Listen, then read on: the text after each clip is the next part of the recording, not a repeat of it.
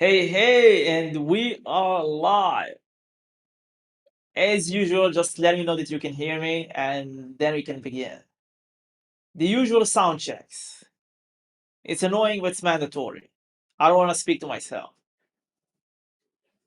So just let me know that you can hear me all right.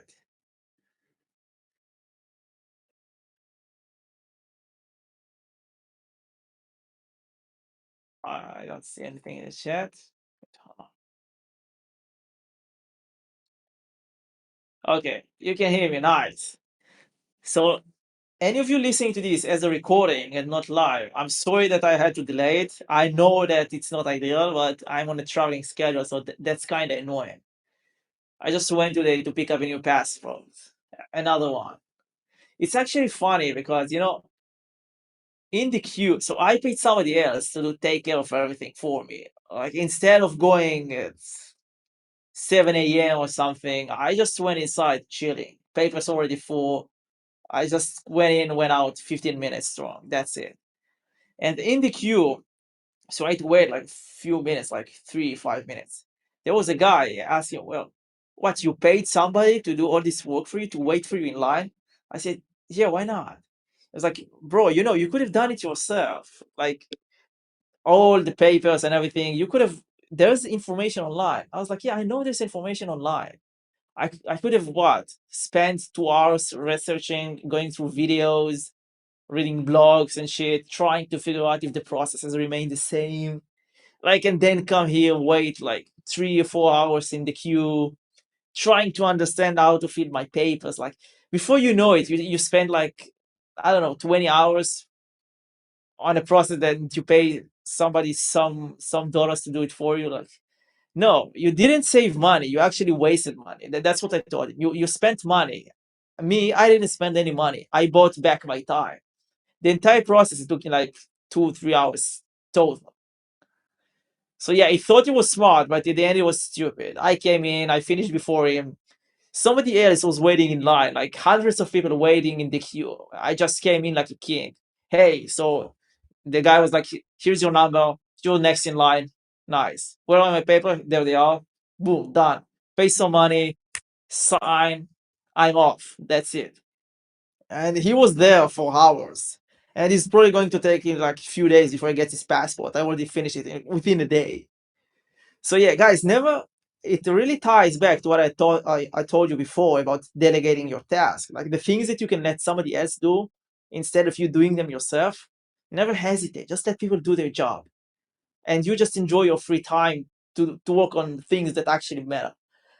Like 20 hours in total to dedicate to a passport. It might sound small to you, like, but that's 20 hours I'm not able to work on things that actually matter.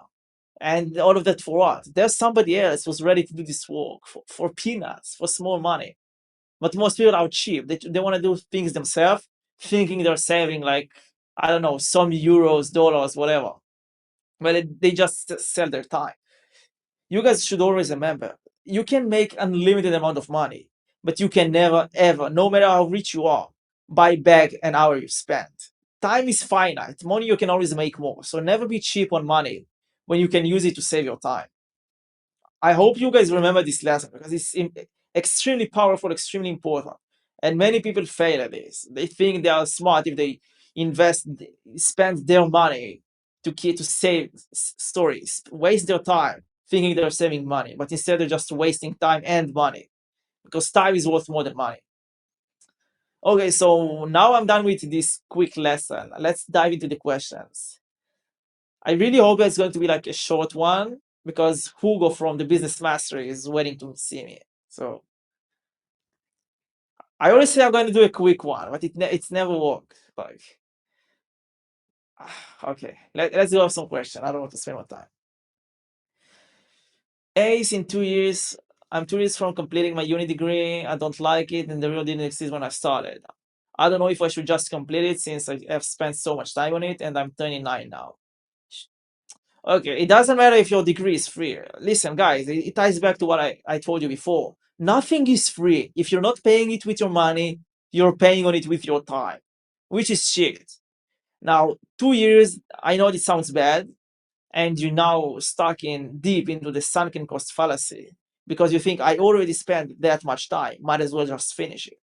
And that's a huge mindset trap. Trust me, it really is. But you don't see the bigger picture. Okay, you spent 2 years, fine. But you have like what, 5 years remaining? Like, and a medical school, that's not a walk in the park. It's not 3 years law degree that you finish, get over with. And in any case, even if you had just 1 year, that's still 1 year that you're going to spend on something that you don't actually want to do. So keep that in mind. Now, I can't tell you if you should drop or not. That's a decision. That's a decision you have to reach yourself. I can't make you do that. But you just do like the pros and cons and see what the benefit is. If you ask me for my personal opinion, I don't think that staying inside, getting a uni degree for medical school is like the wise decision in life.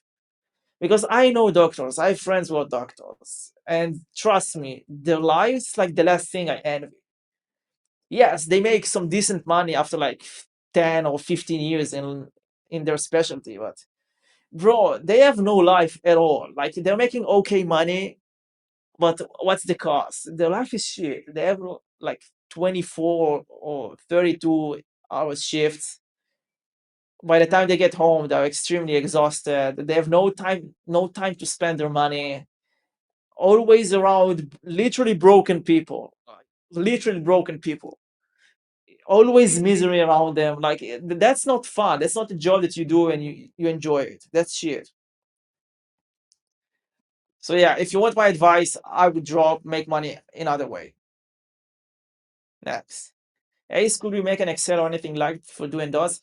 Guys, if you would like, to take initiative and create an Excel with the instructions, I would highly appreciate that. I don't have the time to put it together. I'm sure some of you already did. If you have one already, just post and tag me on it.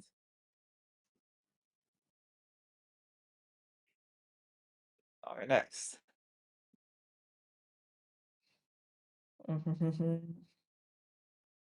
Oh, I see somebody else already created the shit.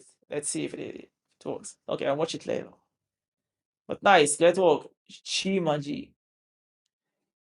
Indian, I think. Okay, not that matters. Okay, somebody posted me a longest list for review, but yeah, I'm not gonna read that. Okay, guys, I see that many of you are skipping the task of dressing your absolute best, looking your best. I don't see why. It's like the easiest thing. Like, is it requiring too much effort to just shave every day? It's like 2 minutes max to look good. You don't do it for anyone else. You do it for yourself. You have to understand what you project into the world gives you back.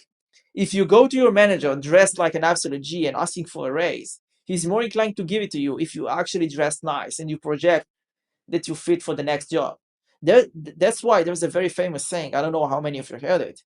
It goes, don't dress for the job you have, dress for the job you want. Like if you dress like an absolute G, a general manager, whatever, you're much more likely to get this job in the future than you would if you dress sluggish and lazy. And guys, clothes don't really cost that much money. You don't have to go fully, women on Black Friday spending your entire bankroll just to get some nice clothes. Like decent clothes don't cost that much. And I'm telling you from experience, I don't dress in designer brands. I fucking hate it. They all look gay for some reason. Okay, next.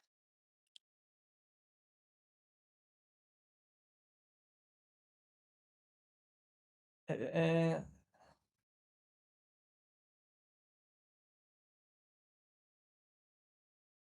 okay, so somebody's asking a fitness question. Guys, fitness questions go to the fitness campus. Alex is the best. He will give you a much better answer than I could ever do.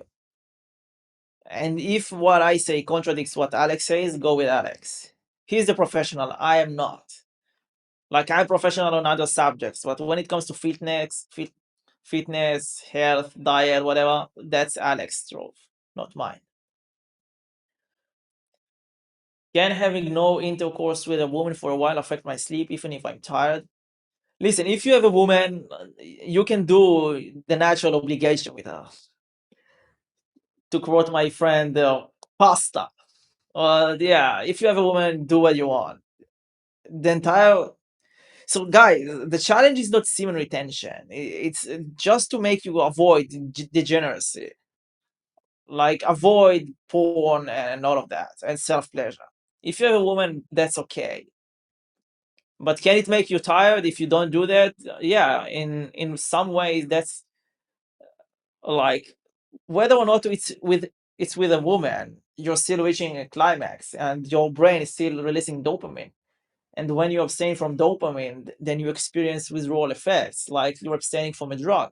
So it doesn't truly matter if it's a woman or it's porn, except with a woman, it's more healthy and, it's like the natural order. But still, it's the same circuits in brain.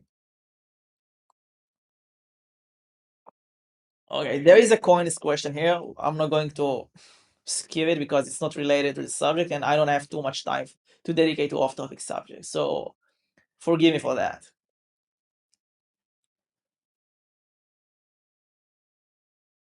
Okay, somebody has actually made quite a nice list. When I say a nice list, I mean goals versus the appropriate reward. But that's still not, guys, make your reward extremely specific, like to the best of your ability. It says new home office desk. Like, no, describe to me the desk. Like, what color is it? What size is it? Is it standing desk or sitting desk? Maybe it can be both, like with a motor, it goes up and down. I have this one as well. I don't know, 72,000 sports car. Describe to me the car. Is it like 67, 1967 model Chevrolet? Or maybe it's a brand new Lamborghini. I don't know. Describe to me, like, get the image out of your reward. It has to be as tangible as possible. I should be like, when I read it, I should feel exactly how you would feel if you bought it. Like, I need to know exactly what it is. Same for tailored business suit. What kind of fabric? What's the color? What's the fit? Is it Italian? Is it British? Go lay everything down. Eat dinner at five-star restaurant. Which restaurant? What do you order? How many dishes? Like, go with that. Play. What else? What else? Can you teach us how to create a good sleep schedule? What is a good sleep schedule? Now, sleep schedule is extremely independent. Like, it depends extremely on the individual. But in general, you want to get enough hours of sleep. Now, many people confuse sleep time with bedtime. They think, okay, I go to bed, let's say at midnight, and then I wake up at 7. I got 7 hours of sleep. No, you didn't. You didn't get 7 hours of sleep. Maybe it takes you like 30 minutes to fall asleep, so you got 6:30. I don't know. I'm just throwing numbers. In general, you want at least 7, 8 hours of pure sleep.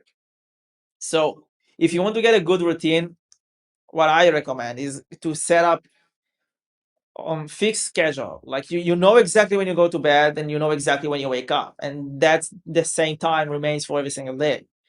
So your body can adjust and your body can tailor itself to this schedule. And when you wake up, the first thing you want to do, go get some sunlight, get some sunlight, some light into your eyes. That's going to drive your circadian rhythm and signal to your body, yeah, I'm awake now. This is wake time. No more sleeping. It's time for action. And when you go to bed, it's better if you take a shower and relax a little bit. That means stay away from computer and work. Now I say this, but I'm messing up myself because I'm kind of addicted to work. But yeah, 30 minutes you can read a book or something. Keep your phone as well. Don't think about anything stressful. Just let yourself relax, and once you reach maximum relaxation, you will fall asleep. That's it.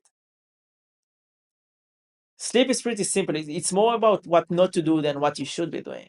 Also, don't drink too much before bed because you will wake up very often to go to the bathroom. And same thing about eating. If you eat too close to when it's bedtime, then your body is going to be too focused on processing the food. Okay, next question. My parents just opened a skincare clinic and want me to handle their own marketing. They're not managing the business well financially, making unnecessary purchases instead of focusing on profit. I know that family is important, that I should have my parents, but not sure if I should do free work for them when I have responsibilities to other clients who are paying. Bro, your responsibilities to your clients are your first. They are your top responsibility. You can't let down other people because that's your reputation, and you can't discard it. Now, if they want you to take over the skincare business and it becomes your main job, that's a completely different subject. And then you will have to reach an agreement with them what your responsibility is and how you want this business to run. Now, they might be your family, but you don't owe them anything really. Like you can, out of the goodness of your heart, work for them for free, at least the beginning, while the business is starting to run and racks and profits. But if you already have a business bringing you money, it makes little sense to go do some free work for your parents. Now, I know it kind of be a little difficult because they're going to come at you and trying to manipulate you and trying to go with guilt. Like, how could you do that? We gave you so much as a son. We dedicate our entire lives into raising you. And now when we need your help once in a lifetime, you're turning your back on us. Like, I know that they're gonna do that because that's what parents do. They usually try this bullshit. And you just have to be firm. Like, yeah, if you want me to help you, I'm going to put my sole focus because I'm not doing things half-assed. Like if I'm going to do something, I'm doing this all out. That's who I am. That's the kind of person I am. If you want me to do that, I'm going to have to make sure that the business is managed financially properly, the marketing is done properly, and then we can start to make money. Because I'm not going to just do some side gig, make some, I don't know, $500 a month with that and call it a day. No. If I'm playing with your game, we're playing to win, and I want to make big money for myself. So you have to understand that. If they're okay with your terms, that's fine. I think you can have some very good opportunities into making money with a skincare clinic. Like anything related to, I don't know, the beauty, let's say the beauty industry is booming. I see so many people making so much money in that industry because women, they are shitty spenders. They spend so much money on bullshit. Like if you can convince them that your product and your service is good for them, they will spend money. They are completely lunatics. My friend is married to like, she calls herself a beautician. Like she does beauty treatments and shit. And she very recently finished a course into giving facial treatments. Clinic pores, all of that. And the amount of money she makes, like people are actually paying 100, $150 just to get their face cleansed. Like that's ridiculous. Takes like 30 minutes, I don't know, and she puts in her pocket so much money. She makes more money than an engineer. Like her husband makes less than her. It's actually pathetic in some way. I don't know. So yeah, skincare clinic, there's some great money potential if you do it right. That's it. I hope I was able to help. Like it's kind of hard to help without knowing the specific people. Okay. Next question. I'm older than a bunch of hair. I'm 43. Lately, I sleep 5 hours. If I sleep more, I'm ruined. I don't see a problem with this. Do you? Well, the older you get, the less sleep you need. So that's something that I think is scientifically proven. Everything that matters is how you feel. If you feel well and you feel like fully energized on 5 hours of sleep, I can't argue with your body. So if 5 hours are enough and you feel completely replenished, fine, continue to do that. But most people, especially the young guys, 5 hours, give them like a week or something, they're gonna feel absolutely ruined. So yeah, again, it's all about the performance. Some people are built different, and that's fine. I know that there are people who can do with like 4 hours of sleep. Some of us may envy them, but yeah, that's who they are. I can't do less than, let's say, if I'm doing 6 hours or something, I'm feeling extremely tired and my performance is suffering and it's not worth it. But that's just me. And I don't believe that you can get used to little sleep. You just get used to w- you just get used to not working with your best performance. Like you feel like 60, 70, 70% performance is the best you can give. And that becomes your standard. What is the benefit of having multiple passports? Why do you need another one? Bro, the more passports you have, like I think Tate made a video about it. It's called being off grid. Like some people think that going off grid is like going to some jungles and living on your own.